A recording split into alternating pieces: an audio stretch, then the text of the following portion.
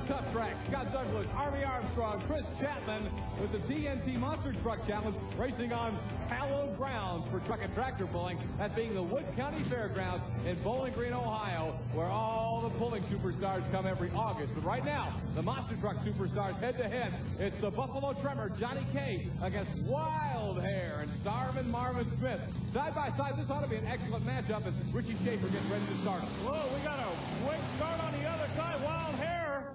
Hey, the word we're getting from Tracy Smart, the time and crew, we've got a disqualification on the start. And the Buffalo Trimmer looks like he's going to come back. We're going to have to catch that on replay. It looked like he just cut what they call in the sport a good light to me. We got a replay coming up. Let's call it, Scott. Marvin Smith from the Wild Hair is being disqualified, as Army documented, for jumping the light. Now, Richie Schaefer's at the starting line. What you'll want to watch as we look at the replay is when that Christmas tree, kind of modified Christmas tree, goes from red to green. And I think Marvin Smith is going to be real unhappy. Let's take a look. Now watch for the light to go green and Marvin to move. Watch. Boy, that's an awful close call. Army's with the guy who gets the win. Johnny K, you're going to be coming back. I understand you weren't aware of the red light situation. Well, I wasn't. I couldn't tell on the line. It looked like he left a little early, but I wasn't sure. What about the fuel problem? You've definitely got a problem with fuel. Yeah, we do. They changed the cubic inch rules. We used to run alcohol, and they keep changing these rules in the middle of the season. It made us run on gas, and I just can't seem to get it right.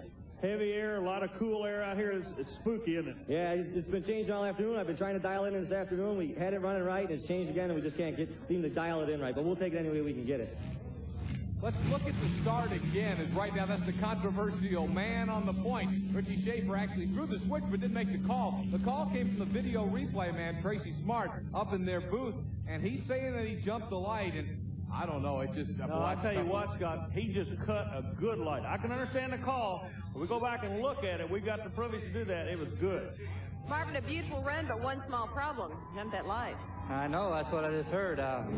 Apparently the reaction time on this truck is so quick. When I thought I saw the light change, apparently it didn't, or I just tapped it and it just jumped. But a lot of times on the older motors, you have reaction time. There's no reaction time here. When you hit it, you're gone. What does it make you feel like after such a beautiful pass? Well, you know, I just have to take it. I consider myself a professional, just the way it is. I don't know if Marvin Smith, between the actual race and this airing of Tuff Trax, has ever seen that call and this run. If this is the first time you're seeing it, Marvin, he's probably a little upset. It was an awfully close call, and like he says, he's a professional and has to live with it, Army, but I'm sure he doesn't agree with it. I guarantee you he was thinking about that light all the way back to Missouri. Look who's coming back out. We got a brand new paint job on this little lady here. Well, playing for keeps is a truck that Jesse Berge, in a non-TNT event, actually rolled recently. He's got her back together. New paint job, but he has to take on the world champion, Equalizer. He also changed brands. He went over to GMC. Let's see what's going to happen. He runs a smaller engine. Berge taking a bad bounce. He's in trouble. He's trying to power out. Scott! He pulls it back. Whoa, you talk about some heads-up driving. Jesse Berge just saved his hide right there. Masterful save by Jesse Berge, and the time for Jesse Berge is exactly the same as Bigfoot, but Bigfoot is going to get to come back as the fast loser because Bigfoot set the time first, not Berge, and to beat him, he would actually have to beat the time, not equal it. Chris is caught up with Jesse Berge to talk about the run. Jesse Berge, I hope you were buckled up because that was one wild ride. That was a good one. It appears that you and Bigfoot have got the same fast loser time, but he qualified first, so it looks like they might bring him back. How do you feel about that?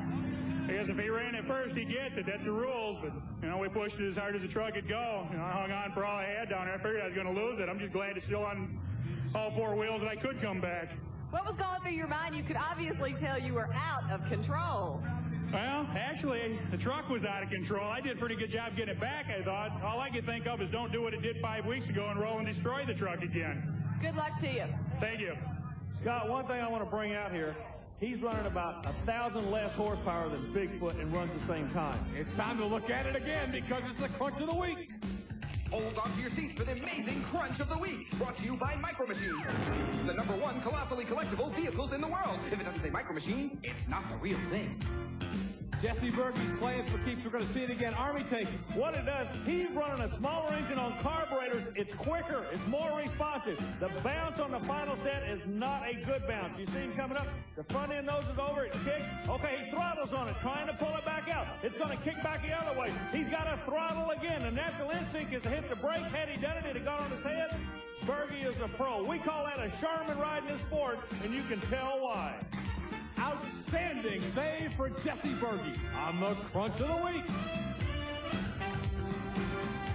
John Moore, the no-problem Ford Bronco from Lafayette, Tennessee, will take on another wild-eyed Southern boy, Bennett Clark, out of Powder Springs, Georgia, and the Clydesdale Chevrolet. John Moore runs a short wheelbase Ford combination. Earlier tonight in qualifying, he had a good run. He's coming out of the same lane he's running in right now. It was what you might call a loose qualifying run for John Moore, and no problem, as he gets a whole bunch of bounce and a little turn at the end of it here. Right turn, Clyde. Come on back to us, John. He's okay and ready to go in first-round competition as he stages it up there. Now, John, again, will try and take on a Clydesdale truck that has been battling jinxes all year. Okay, the problem we got today, fuel. He can't get the horsepower to come out of the engine. One of the things we're seeing now, everybody is pretty steady on their engines. Where they're experimenting is on their chassis. That's why we're getting all these real weird bounces. Look at this. John Moore comes back with a short wheelbase, no problem Ford. He goes to the next round, but look at the bounce that the truck is chasing. Boy, really, he kind of got I don't know, maybe a trampoline effect is the best way to put it, because he kept coming up, kept coming down, finally gets it settled down as he gets the victory over a Clydesdale truck that was never able to go in this one, that's for sure. But all the bounce comes off the front of the truck. The rear suspension is tight, the front is loose. Watch the pogo stick effect. Bounce, bounce, bounce. It's all the front. He's going to bounce his way into the quarterfinals.